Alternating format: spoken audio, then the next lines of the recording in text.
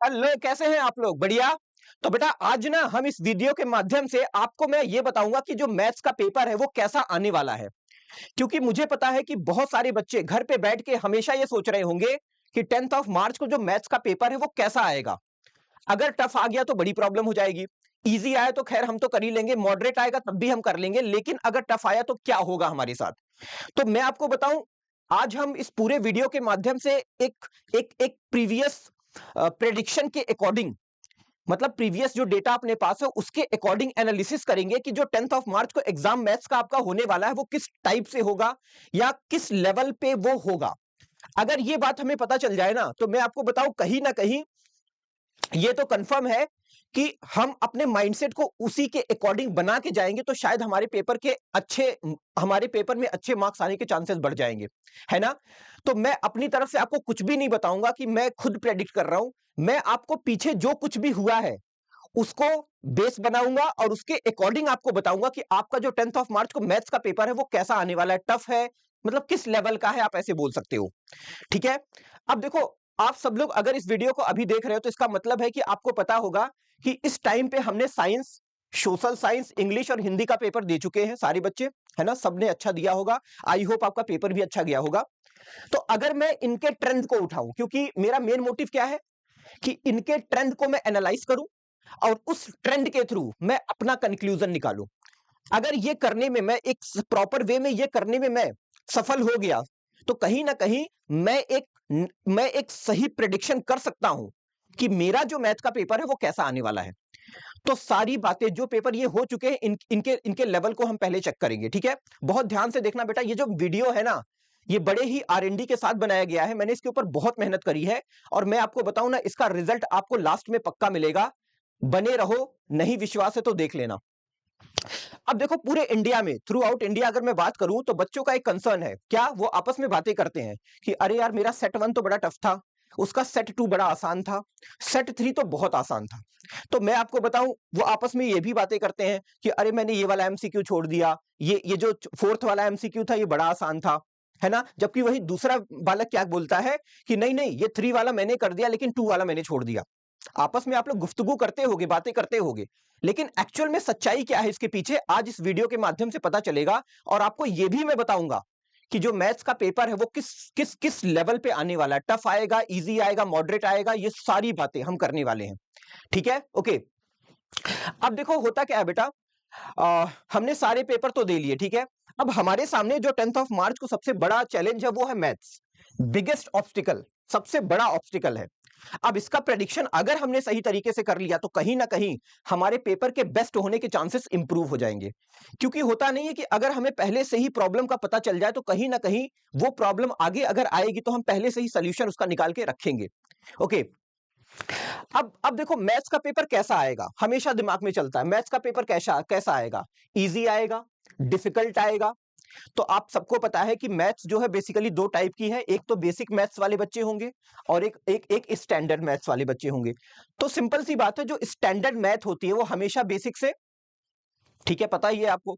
अब इन दोनों के बारे में मैं आपको प्रेडिक्शन बताऊंगा कि इन अगर आप बेसिक दे रहे हो तो किस टाइप की प्रॉब्लम्स आपको चैलेंज करनी पड़ सकती है, अगर आप स्टैंडर्ड मैथ्स को दे सकते हो तो कैसी प्रॉब्लम आपको चैलेंज करने को 10th ऑफ मार्च को देखने को मिल सकती है।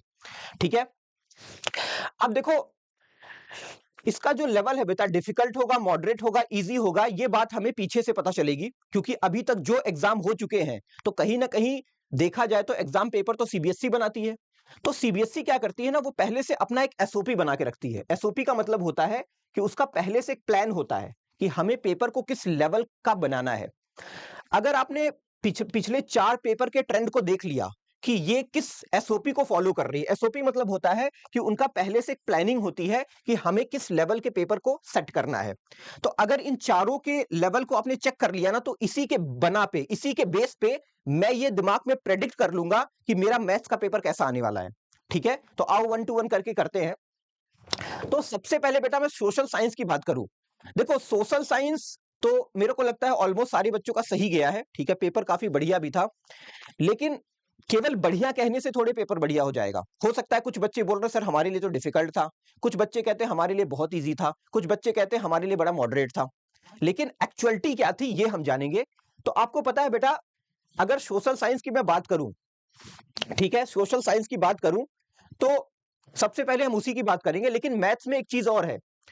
देखो, होता क्या है बेटा, अकॉर्डिंग टू माय रिसर्च, जो मैंने रिसर्च करी है, मैंने अभी 2 दिन पहले मैं बैठा हुआ था, ठीक है, तो 2 दिन पहले मैं काफी फ्री था, तो मैं बैठ के ना यही करने लगा, तो मैंने सोचा चलो करके दिखाते हैं। तो कई सारे पेजेस मैंने यहाँ पे बना रखे हैं, ठीक है, और ये सारे पेजेस को मैं पीपीटी पे लेके आया हूँ। तो इन पेजेस के थ्रू मैंने ये एनालाइज करा है कि किस तरीके से चीजें हो रही हैं, ठीक है, बहुत ध्यान से देखना आप लोग। अकॉर्डिंग टू माय रिसर्च, जो सेट 1 था बेटा, was toughest among all, average score. अब अगर मैथ्स की बात करूं, तो अगर आप सोशल साइंस की बात करो बेटा, फाइनली सोशल साइंस की अगर आप बात करो, तो उसमें जो बेटा सेट 1 था ना, सोशल साइंस का जो सेट 1 था, वो काफी टफेस्ट था बाकी सेट के अकॉर्डिंग। जब मैंने 2-3 सेट को उठाया और उसको देखना शुरू किया और उसको एनसीईआरटी से मैच कराना शुरू किया, बाकी रेफरेंस बुक से मैच कराना शुरू किया, सैंपल पेपर से उनको कंपेयर करना शुरू किया, तो मेरे को फाइनली ये मिला कि जो सेट 1 था आपका, वो काफी क्या था, टफेस्ट था। अच्छा, अगर कोई कहता है कि सेट 1 में हम कितना स्कोर कर सकते हैं, या ऑन एन एवरेज जितने भी सेट हैं अगर उनको मिला दिया जाए तो एक एवरेज स्कोर क्या बन सकता है, तो मैं आपको बताऊं, ऑल ओवर इंडिया में ऑलमोस्ट ज्यादातर बच्चों का जो है 80 में 60 मार्क्स आ रहा है। मतलब ये एक एवरेज मार्क्स है। सेट 1 का टफ था, ये तो मैं मतलब दावे के साथ कह सकता हूं, क्योंकि मैंने आरएनडी करा था, तो उसके अकॉर्डिंग मेरे को ये बात पता चली थी। उसके बाद ऑलमोस्ट ये वाला आपका ट्रेंड सेटर बन रहा है। अच्छा, अगर इसमें आप देखो तो सबसे पहले हम हिस्ट्री पार्ट को थोड़ा सा रिवाइव करेंगे, ठीक है। हिस्ट्री पार्ट का क्या सीन था बेटा, हिस्ट्री में अब की बार एग्जाम पेपर में बेसिकली इन 3 टॉपिक से काफी बढ़िया क्वेश्चंस आए थे। एक आपका नॉन कॉपरेशन मूवमेंट हुआ, rise of nationalism in Europe, और नेशनलिज्म इन इंडिया। ये जो 3 टॉपिक थे ना, ये जो 3 आपके चैप्टर थे, 3 टॉपिक जो भी है, ठीक है, उसके बेस पे अगर देखा जाए तो कॉम्पिटेंसी बेस्ड आपके एमसीक्यू थे, और जो प्रिंट कल्चर से भी काफी क्वेश्चन बने थे वहां से, है ना। ये जो आपके 3 सीन है, यहां से सबसे ज्यादा क्वेश्चन बने थे, और आपके जो पी कल्चर से थे वहां से भी काफी क्वेश्चन बन गए थे। मैं आपको बताऊं, मेरे को उम्मीद नहीं थी कि पी कल्चर यानी प्रिंट कल्चर से भी आपके क्वेश्चन आ सकते, बट आ गए। मैंने मतलब सोचा ही नहीं था, मतलब दिमाग में आया ही नहीं था कि यहां से बन सकता है, बट यहां से बना। अनएक्सपेक्टेड था, मैं आपको रियल बता रहा हूं। ओके, अच्छा, उसके बाद मैप के क्वेश्चन आप सब लोगों ने करे। तो मैप बेस्ड जितने भी क्वेश्चन थे बेटा ना, वो आपने देखा होगा, शायद आपने भी अपने हिसाब से आरएनडी करा होगा, तो वो डायरेक्टली आपके एनसीईआरटी से निकल के आए थे। डायरेक्टली आपसे पूछ लिया गया था, ठीक है। अगर आपने देखा होगा मैप बेस्ड में बेसिकली जो डायरेक्टली एनसीईआरटी से क्वेश्चन आए थे, उसमें आपका कलकत्ता सेशन आया था, है ना, और डांडी मार्च आया था। इस टाइप से कई सारे टॉपिक्स आपके डायरेक्टली एनसीईआरटी से उठ के आए थे। तो अब ये जो कुछ कुछ ऐसे टॉपिक्स थे ना, जो हम नहीं सोच सकते थे, लेकिन तब भी वो आ गए। तो कहीं ना कहीं अगर पार्ट ऑफ हिस्ट्री की बात करूं, तो ये हमें इतना ज्यादा, मतलब पार्ट ऑफ हिस्ट्री जो है हमें इस तरीके से एक्सप्लेन करना होता है। उसके बाद नेक्स्ट हमारा आता है सोशल साइंस में पॉलिटिकल साइंस। पॉलिटिकल साइंस की अगर मैं बात करूं, तो ये ऑल ओवर देखा जाए तो ये मॉडरेट लेवल का पेपर था। पॉलिटिकल साइंस का जो पार्ट था वो मॉडरेट लेवल का था, और पॉलिटिकल साइंस में power sharing, federalism, religion, gender और कास्ट से आपके क्वेश्चन पूछे गए थे। अच्छा, अगर मैं थोड़ा सा कंपेयर करूं, तो टफ कंपैरेटिवली हिस्ट्री, ज्योग्राफी और इकोनॉमिक्स, ये क्या था, ये आपका हिस्ट्री, ज्योग्राफी और इकोनॉमिक्स से क्या था, कंपैरेटिवली टफ था। शायद आपने भी इस चीज को रियलाइज किया हो, ठीक है, फील करा हो। मतलब अगर मैं एक यूजुअल माइंड क्रिएट करके आपको इसका कंक्लूजन बताऊं, तो कहीं ना कहीं हिस्ट्री जो था वो टफ था, स्पेशली शॉर्ट आंसर और लॉन्ग आंसर के केस में। हिस्ट्री जो था बेटा वो आपका स्पेशली क्या था, टफ था। किसके किसके किसके बेस पे, शॉर्ट आंसर और लॉन्ग आंसर के बेस पे। तो अगर हम पॉलिटिकल साइंस को ऑल ओवर देखा जाए तो वो मॉडरेट लेवल का था, ठीक है। ओके, उसके बाद ज्योग्राफी की बात करूं, तो ज्योग्राफी जो था वो सबसे आसान था, है ना। हो सकता है आपको भी रियलाइज हुआ हो। अगर मैं कंपेयर करूं हिस्ट्री से, ज्योग्राफी से, ठीक है, पॉलिटिकल साइंस से, तो ज्योग्राफी जो था वो हमारा क्या था, वो बहुत ही इजीएस्ट था। मतलब कंपेयर करके अगर देखा जाए तो काफी इजीएस्ट था, इजीएस्ट पार्ट था। और इजीएस्ट क्यों था, उसका रीजन था क्योंकि यहां से डायरेक्ट क्वेश्चन एनसीईआरटी से उठ के आए हुए थे। आपने करा होगा तो आपको पता होगा, है ना। तो ये ज्योग्राफी का सीन था हमारे पेपर में। उसके बाद अगर इकोनॉमिक्स में हम चले, सोशल साइंस का जो इकोनॉमिक्स पार्ट था, उसमें भी बहुत सारे ऐसे क्वेश्चन है जो डायरेक्टली एनसीईआरटी से आपसे पूछे गए थे। अच्छा, अगर मैं ऑल ओवर इसका कंक्लूजन निकालूं तो इकोनॉमिक्स को जब मैंने आरएनडी करा, ठीक है, कई सारी चीजें जब मैंने अपने कई सारी चीजें पीवाईक्यू, सैंपल पेपर और कई सारी बुक्स का रेफरेंस लेके जब मैंने इसके लेवल को चेक किया तो मेरे को ये निकल के आया मॉडरेट लेवल का, ठीक है, मॉडरेट लेवल का। अच्छा, अगर मैंने क्या बोला था, हिस्ट्री, मैंने बोला था हिस्ट्री थोड़ा सा टफ था, लेकिन मैं आपको बताऊं जिन बच्चों ने पीवाईक्यू और सैंपल पेपर पे अच्छी कमांड करी थी ना, उनके लिए हिस्ट्री के पेपर को डील करना बहुत आसान था, क्योंकि पीवाईक्यू और जो आपका सैंपल पेपर था ना, वहां से डायरेक्टली यहां पे हिस्ट्री के क्वेश्चन पुट अप हुए थे, जो कि अगर जिस बच्चे ने पीवाईक्यू और सैंपल पेपर करा होगा ना, उसने पक्का हिस्ट्री के पेपर को यूं हाथ मिला लिया होगा उससे, ठीक है, उससे वो मतलब उससे आसानी से हो गए होंगे, ठीक है। उसके बाद हमारा आता है, देखो ये तो ऑल ओवर हमारी बात हो गई सोशल साइंस की, ठीक है। तो अगर मैं सोशल साइंस का एक लेवल निकालूं, होता नहीं सबके लेवल निकलेंगे, होता है ना तो अगर मैं सोशल साइंस के लेवल को निकालूं तो मैं बोल सकता हूं दैट इज मॉडरेट लेवल, है ना, मॉडरेट लेवल। या कुछ बच्चे बोल रहे हैं, जैसे मैं अभी ग्राउंड पे भी गया था, मैं आपको बताऊं, बच्चों से मेरी बात हुई थी, बच्चे बाहर निकल रहे थे तो 1 to 1 करके मैंने बात करी थी, आपको इस चैनल पे मिल भी जाएगा, ठीक है, नीचे आप देख लो, मेरी बच्चों से बात हुई थी, तो हर एक सब्जेक्ट का मैंने एनालिसिस करा था, तो उसके अकॉर्डिंग जो भी मेरे को बातें उनसे मिली थी और कुछ आरएनडी मैंने करी थी, उसके बेस पे मैं ये सारी बातें आपको बता रहा हूँ, ठीक है। उसके बाद ये हमारा सोशल साइंस हो गया। अब हम बात करेंगे साइंस की, ठीक है। अब देखो साइंस के पेपर में क्या था कि अभी मैं आपको बता रहा हूं, साइंस का जो पेपर था बेसिकली वो परफेक्ट बैलेंस था। परफेक्ट बैलेंस का मतलब हुआ कि ऐसा नहीं कि किसी एक सेक्शन से उठा के उसने ज्यादा क्वेश्चन पूछ दिया, या टफ सेक्शन को उठा के ज्यादा क्वेश्चन पूछ दिया, या इजी सेक्शन से उठा के कुछ पूछ दिया, नहीं। उसने क्या किया ना कि हर एक टॉपिक से रिलेटेड, हर एक हर एक टॉपिक से रिलेटेड जितने पॉइंट्स बन रहे थे सबको एक साथ सम किया और उसका एवरेज निकाल के तब जाके उसने पेपर के अंदर डाला है। मतलब मैं इसको ऑल ओवर ये बोल सकता हूं दैट इज परफेक्ट बैलेंस, बहुत ही परफेक्टली बैलेंस था। आपने शायद शॉर्ट्स में देखा होगा कि बच्चे जब साइंस का पेपर देके निकल रहे थे तो बड़े खुश थे। क्यों? क्योंकि ऑल ओवर देखा जाए तो उन्होंने हर एक सेक्शन पे अच्छी कमांड कर रखी थी और बढ़िया तरीके से वो पेपर को अटेम्प्ट करके उसको कर रहे थे, ठीक है। अच्छा, अगर थोड़ा सा हम इसके डीप में जाएं तो मैंने जब उसमें नोटिस किया तो मैंने क्या देखा कि साइंस में जो थ्योरेटिकल क्वेश्चन थे ना और एप्लीकेशन बेस्ड क्वेश्चन थे वो बड़े प्रॉपर वे में थे।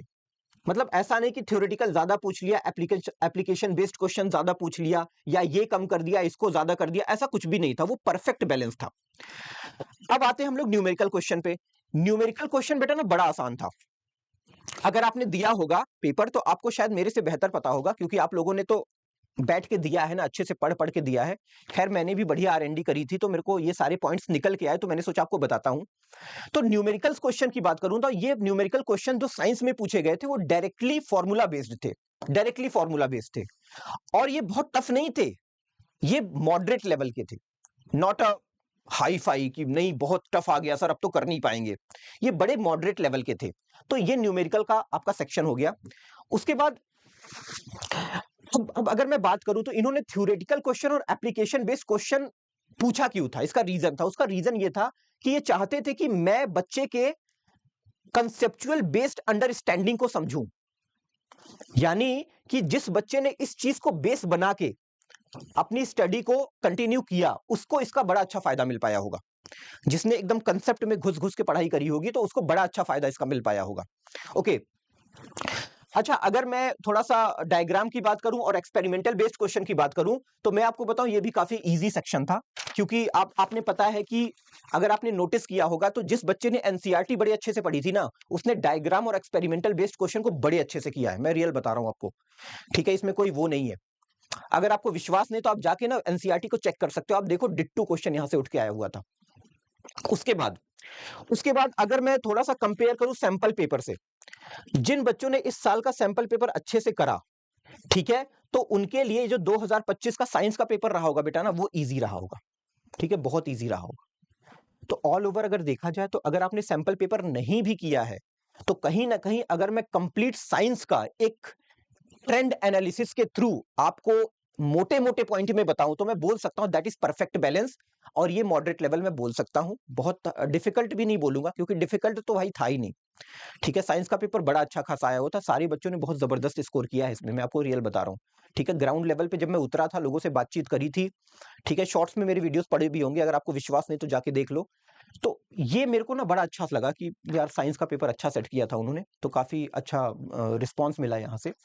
ठीक है, अच्छा, अब साइंस का मैंने बता दिया, तो एनसीईआरटी रेलिवेंस था वो आपका साइंस का पेपर, यानी NCERT was sufficient to score good enough marks in the science. जिस बच्चे ने एनसीईआरटी पे जबरदस्त कमांड कर रखी थी, अच्छे से पढ़ा था, एक एक पॉइंट को रियलाइज किया था, कंसेप्ट को पढ़ा था, उसके लिए साइंस का पेपर हलवा था। मैं रियल बता रहा हूं, हलवा था सर, हलवा। मैं बैठ के मैं बता रहा हूं, मैं एक दिन बैठा हुआ था, फ्री था मैं, तो मैंने सोचा आज फ्री हूं तो यही कर लेता हूं। पूरे दिन मैं इसी टॉपिक्स पे लगा हुआ था, सुबह बैठा तो शाम को मैं उठा, तो इन चारों सब्जेक्ट का प्रॉपर एनालिसिस मैंने करा, और मेरे को ये पॉइंट्स निकल के आए, तो मैंने सोचा आपको बता देते हैं।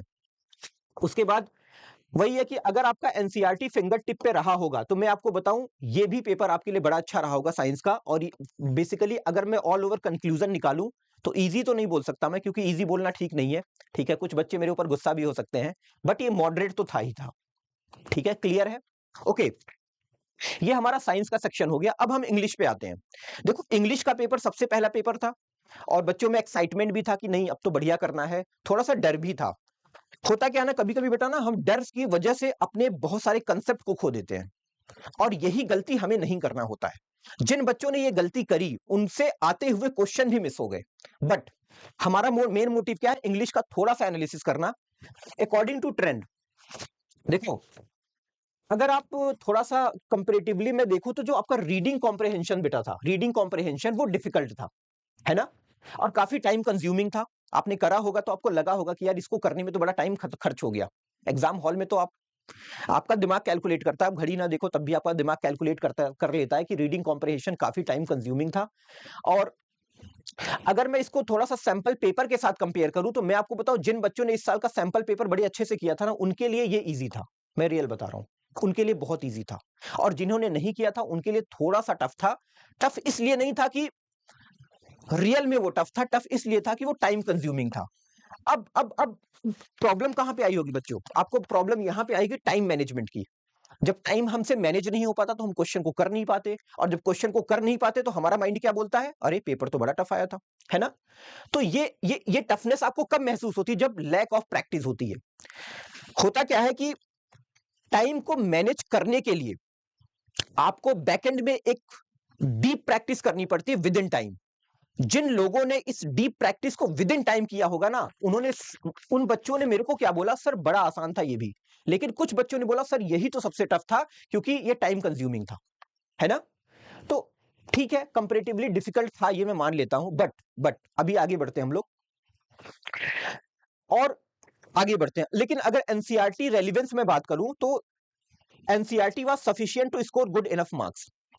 एनसीईआरटी पढ़ना देखो सिंपल होता है, लेकिन सिंपल भी करना मुश्किल होता है। ठीक है, सिंपल चीजें इजी नहीं होती, याद रखना इस बात को। ठीक है, बहुत मोटा पॉइंट बोल रहा हूं मैं। सिंपल चीजें इजी नहीं होती। हमें पता है कि सुबह उठ के पार्क अगर हम जाएंगे, तो हमारा माइंडसेट सही रहेगा, हमारी बॉडी सही रहेगी, बड़ा सिंपल है सुबह उठ के जाना।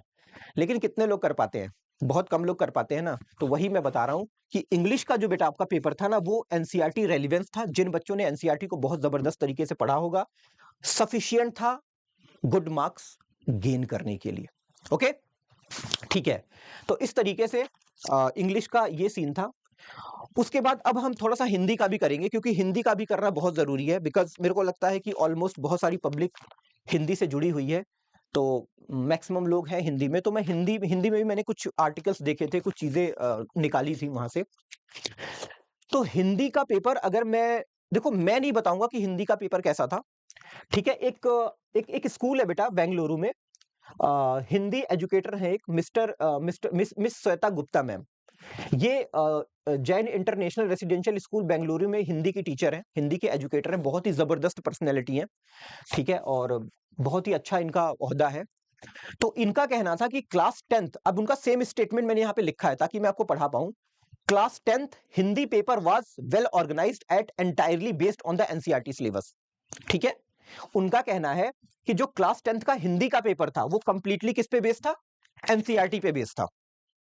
ठीक है, it followed the CBSE sample paper pattern and gave student to, ठीक है, ओके, ठीक है, gave student to fair chance to show their understanding chapter.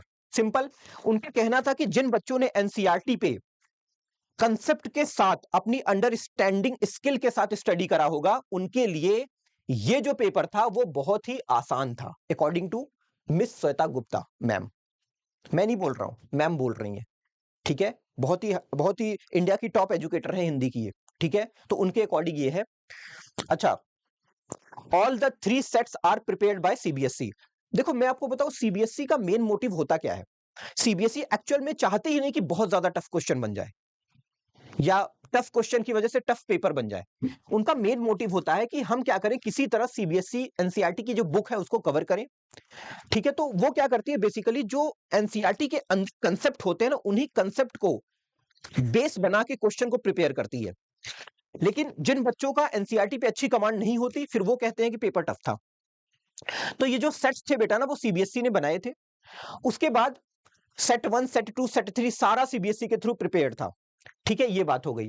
अब अगर कोई मेरे से ये पूछे कि सर आपका क्या पॉइंट ऑफ व्यू है, तो मेरे जो फर्रे हैं जो मैंने बनाए थे वो मेरे से क्या कहते हैं, अकॉर्डिंग टू मी, ग्रामर जब मैंने देखा तो मेरे को अच्छा लगा, ग्रामर का पार्ट मेरे को बहुत बढ़िया लगा। एमसीक्यू जो आपके हिंदी में आए हुए थे वो बड़े सिंपल थे। और आपका जो कॉम्प्रेहेंशन, जो आपका राइटिंग सेक्शन था वो मॉडरेट था, उसको मैं नहीं कहूंगा कि बहुत सिंपल था। अच्छा, लिटरेचर का जब मैं ग्राउंड लेवल पे उतरा, लिटरेचर मेरे को एक्चुअल में समझ नहीं आ रहा था। लिटरेचर के लिए जब मैं ग्राउंड लेवल पे उतरा ना तो बहुत सारे बच्चों ने बोला कि सर लिटरेचर का पार्ट मेरे को बड़ा अच्छा लगा। तो कहीं ना कहीं लिटरेचर को अगर हम सेगमेंट बनाए तो लिटरेचर इज अ गुड, मतलब इजी आप ऐसे बोल सकते हो। ठीक है, तो इस तरीके से इतना एनालिसिस करने के बाद और ओवरऑल ये रिजल्ट निकला कि जो आपका हिंदी का कोर्स ए की बात करूं या हिंदी कोर्स बी की बात करूं, जो पेपर था वो मॉडरेट लेवल का था, बहुत टफ नहीं था। क्योंकि देखो हर एक सेक्शन को मैंने एक लेवल दिया और उस लेवल का एवरेज निकाला तो मेरे को मॉडरेट निकल के आया। आपको क्लैरिफाई हो रहा है ना? ओके, बहुत बढ़िया। तो ये हमारी बात हो गई हिंदी की। तो अब देखो हमने चारों पेपर का एनालिसिस किया, हमने सोशल साइंस का किया, हमने इंग्लिश का करा, हमने हमने हमने साइंस का करा, हमने हमने हमने जो है हिंदी का करा। तो ये जो सारा ट्रेंड है बेटा, सारा ट्रेंड जो हमने आरएनडी करा उसके अकॉर्डिंग अगर मैं दिमाग में ये लेके आऊं कि सर मैथ्स का पेपर एक्चुअल में क्या इसी की तरह बनने वाला है। देखो मॉडरेट मॉडरेट मैं शुरू से चिल्ला रहा हूं, आपका सोशल साइंस मॉडरेट, मॉडरेट या डिफिकल्ट आप बोल सकते हो, है ना। आपका आपका जो इंग्लिश है वो भी मॉडरेट, आपका जो साइंस है वो भी मॉडरेट, और बाकी जो सब्जेक्ट है वो भी मॉडरेट जो हो चुके हैं। ओके, ऑल ओवर अगर इस ट्रेंड को मैं एनालाइज करूं तो मैं ये बोल सकता हूं बेटा कि आपका जो मैथ्स का पेपर निकल के आएगा ना, देखो आपका जो मैथ्स का पेपर निकल के आएगा बेटा ना, मॉडरेट डिफिकल्ट निकल के आएगा, मॉडरेट डिफिकल्ट निकल के आएगा। ठीक है, तो ये दिमाग में आपके होना चाहिए कि मेरे को ना इस माइंडसेट के साथ जाना है। ठीक है, फाइनली हम ये तो हमारा ट्रेंड हो गया। ठीक है, क्योंकि ट्रेंड के साथ चलना बहुत जरूरी होता है। अच्छा, अगर मैं दोनों दोनों मैथ्स की बात करूं तो हो सकता है बेसिक मैथ्स वाले स्टैंडर्ड मैथ्स वाले अलग अलग अपने बारे में सोच पा रहे हो। तो मैं आपको बताऊं, ऑल ओवर अगर प्रीवियस एनालिसिस को हम नोटिस करें तो स्टैंडर्ड मैथ जो है बेटा वो टफ आने वाली है। ठीक है, अब देखो यहां पे मैंने क्या बोला, मॉडरेट डिफिकल्ट। ठीक है, मैंने क्या बोला, मॉडरेट डिफिकल्ट। अब मॉडरेट डिफिकल्ट में मैंने दोनों दोनों स्टैंडर्ड मैथ्स और बेसिक मैथ दोनों को इंक्लूड किया है। लेकिन अगर मैं यहां भी इन दोनों को सेपरेट करने की कोशिश करूं तो मैं बोल सकता हूं पूरे दावे के साथ कि स्टैंडर्ड मैथ्स जो होगी आपकी टफ आने वाली है, और जो बेसिक मैथ्स है वो कंपैरेटिवली डिफिकल्ट आने वाली है। ये मैं नहीं बोल रहा हूं, ये ट्रेंड बोल रहा है, जैसा कि मैंने आपको सारी चीजें बताई हैं उसके अकॉर्डिंग ये कंक्लूजन हमारा निकल रहा है। तो देखो आपको परेशान नहीं होना, मैं आपको बता रहा हूं। ठीक है, जो कुछ भी आपने पढ़ा है जो कुछ भी प्रैक्टिस करा है, जितना भी आपके दिमाग में है, मैं आपको बस इतना बोलूंगा, बेटा रिवाइज करो, ज्यादा नए टॉपिक्स पढ़ने की कोशिश मत करो, जितना भी आपने कर लिया है उसी पे जबरदस्त वाली कमांड हासिल करो। और दूसरी बात क्या है कि डरना नहीं है, क्योंकि देखो मैं आपको बताऊं, मैं करीब 5-6 सालों से टीचिंग में हूं, 9-10 को पढ़ा रहा हूं। ऑफलाइन सेक्शन में मैं पढ़ाता था, अब थोड़ा बहुत ऑनलाइन भी आने लगा हूं। तो मैंने क्या देखा है बेटा ना, बच्चे जो है ना डर जाते हैं बेसिकली मैथ्स और साइंस को लेके, क्योंकि बेसिकली मैथ साइंस और सोशल साइंस में वो मतलब अजीब सा वो महसूस करने लगते हैं। मेरे पास कई सारे बालक आते हैं कि सर बड़ा बड़ा डर लग रहा है, बड़ा कॉमन सा क्वेश्चन है, सर डर लग रहा है। खासकर अगर मैं इन तीन चीजों में, इन तीन सब्जेक्ट में भी कंपेयर करूं, साइंस, मैथ्स और सोशल साइंस में, सबसे ज्यादा डर बच्चों को ना मैथ्स में लगता है। ठीक है, उनको ये लगता है कि ये तो यार वेल डिफाइन होता है और इसमें करना बड़ा मुश्किल हो जाए, कोडिंग की तरह होता है, ये करेंगे तो आंसर, अगर परफेक्ट तरीके से करेंगे तभी आंसर निकलेगा। तो उनके लिए बस एक बात बोलना चाहूंगा, कभी कभी हमें बहुत कुछ आता है, हमारे दिमाग में बहुत कुछ होता है, लेकिन हम क्या करते हैं ना, उसको एक्सप्रेस नहीं कर पाते ड्यू टू फियर। तो फाइनली मैं आपको बस इतना बोलूंगा बेटा कि अपने फियर को चेस करना सीखो। अगर आपने अपने अपने अपने डर को चेस कर लिया ना कहीं मैं आपको बताऊं 70% आपका काम यहीं पे हो जाएगा, खत्म। 70% आपका सोल्यूशन है ये फियर, अगर आप इसको चेस करते हो तो। और अगर आपने इसको चेस कर लिया तो मैं आपको बताऊं 30% नॉलेज ही रिक्वायरमेंट होती है, 70 और 30 मिलके आपको 100 का रिजल्ट देगा, यानी आप अपने ड्रीम को फेस कर पाओगे। ठीक है, तो फाइनली अगर आपका टारगेट है मेरे को 80 आउट ऑफ 80 लेके आना है, तो सबसे पहले आपको इससे लड़ना पड़ेगा, फर्स्ट थिंग। और दूसरा, जितना भी ट्रेंड एनालिसिस था वो मैंने आपको बता दिया, क्योंकि आप नॉलेज को तो जान गए, लेकिन उस नॉलेज को अगर आप पेपर में एक्सप्रेस नहीं कर पाए तो कहीं ना कहीं सब बेकार हो जाएगा। तो डरना बिल्कुल भी नहीं है, मैं आपको रियल बता रहा हूं, डरना बिल्कुल भी नहीं है। दिमाग मतलब माइंडसेट आपका एक टॉप लेवल पे होना चाहिए कि नहीं मेरे को तो करना है यार, मेरे को तो कुछ भी करके करना है।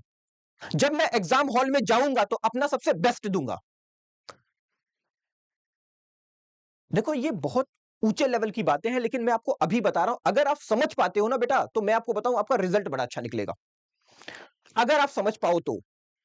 क्योंकि देखो हमारे आसपास बहुत ज्ञान है, हम ज्ञान, हम सोशल मीडिया से जुड़े हैं तो हमें ज्ञान मिलता रहता है ना।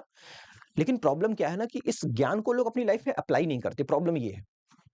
अब मैंने बोला कि भाई डरना नहीं है, तो माइंडसेट को इस तरीके से प्रिपेयर करो ना कि मेरे को डरना नहीं है, और बहुत ही जबरदस्त तरीके से एग्जाम हॉल में अच्छे माइंडसेट के साथ जाना है, और पेपर को पूरे कॉन्फिडेंस के साथ मेरे को देना है। अगर ये आप कर पाते हो ना, तो मैंने क्या बोला, आपकी 70% प्रॉब्लम खत्म होने वाली है, 70% प्रॉब्लम आपकी यहीं पे खत्म हो जाएगी। अब वो आप कैसे करते हो मैं नहीं बताऊंगा, नहीं बताऊंगा मैं, वो आपको करना है, क्योंकि आपका माइंड है, आपके कंट्रोल में है, मैं उसको कंट्रोल नहीं कर रहा हूं, आप कंट्रोल कर रहे हो ना। अब या तो आप माइंड से बोलो कि भाई तू मुझे कंट्रोल कर, या आप माइंड को कंट्रोल कर लो। चॉइस आपकी है बेटा, चॉइस आपकी है। तो टारगेट अगर आपका सच में है 80 आउट ऑफ 80, तो ये माइंड में आप रख के जाना कि मेरे को सारी क्वेश्चन बढ़िया तरीके से करना है, विद करेज, फियर नहीं। दिमाग में फियर नहीं होना चाहिए, करेज होना चाहिए। तो मेरे को लगता है ये अचीवेबल है। ठीक है, क्योंकि मैथ्स में आपको पता है सिंपल 80 आउट ऑफ 80 लाना नॉट अ बिग डील। एक नहीं, दो नहीं, तीन नहीं, पता नहीं कितने, मतलब मैं देख रहा हूं कि 2-3 सालों से बहुत सारे बच्चों का फुल मार्क्स आ रहा है। ठीक है, मैं कोई काउंटिंग आपको नहीं बताऊंगा। ठीक है, तो ये चीजें आप लोग करना शुरू करो, मैंने ऑल ओवर आपको यही बताया है। ठीक है, thank you so much. I hope आपको बहुत सारी चीजें यहाँ से समझ में आई होंगी।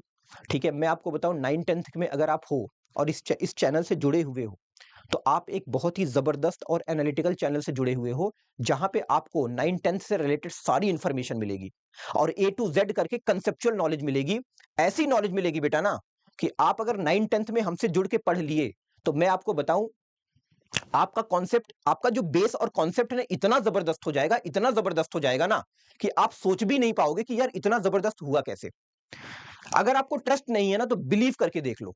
आप 9th में हो, 10th में हो, ठीक है, किसी भी क्लास में हो, लेकिन आप करके देखो, आपको रियलाइजेशन होगा। तो एक बार सब्सक्राइब करो, क्योंकि सब्सक्राइब करके रखोगे ना, तो कभी कभी हमारा कंटेंट आपके सामने आएगा, तो जब आप उसको देखोगे ना, तो देखने के बाद ही पता चलेगा, ऐसे नहीं।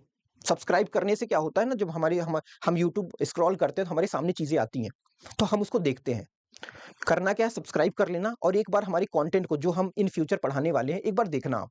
मैं आपको बताऊं ना, रियल बता रहा हूं, रियल फैक्ट बता रहा हूं, इतना जबरदस्त हो जाएगा ना, ट्रस्ट मी बेटा, ट्रस्ट मी, विश्वास करके देख लो। देखो ये बात बोलने में हो सकता है थोड़ा सा आपको भी ऑकवर्ड लगे या मेरे को भी ऑकवर्ड लगे, इससे बेहतर आपको कहीं नहीं मिलने वाला है। कितने भी बड़े बड़े चैनल हो, ठीक है, मैंने देखे हैं, सारी चैनल्स देखे हैं, लेकिन इससे बेहतर कुछ भी नहीं मिलने वाला, क्योंकि हमारा जो बैकएंड में प्रिपरेशन है ना, वो इतनी जबरदस्त हो रही है कि बच्चों को वही डिलीवर होगा जो उनके एग्जाम में आने वाला है, वही डिलीवर होगा जो इन फ्यूचर उनके काम आने वाला है। तो आई होप इस चीज का बेनिफिट आपको उठाना है, और उठाओगे कब? जब लाइक और सब्सक्राइब करोगे, इस चैनल के कंटेंट को देखोगे। मैं नहीं कह रहा हूं आप अभी से हमारे साथ जुड़ो, आप सबसे पहले ये देखो कि जो कुछ इस चैनल पे पढ़ाया जाएगा क्या वो सच में बढ़िया है। अगर आपको अच्छा लगता है ना तो हमारे साथ रहना, नहीं तो मत रहना। ठीक है, तो फाइनली बेटा ये सेशन ओवर होता है। थैंक यू सो मच, आप लोगों ने लास्ट तक देखा, थैंक यू सो मच।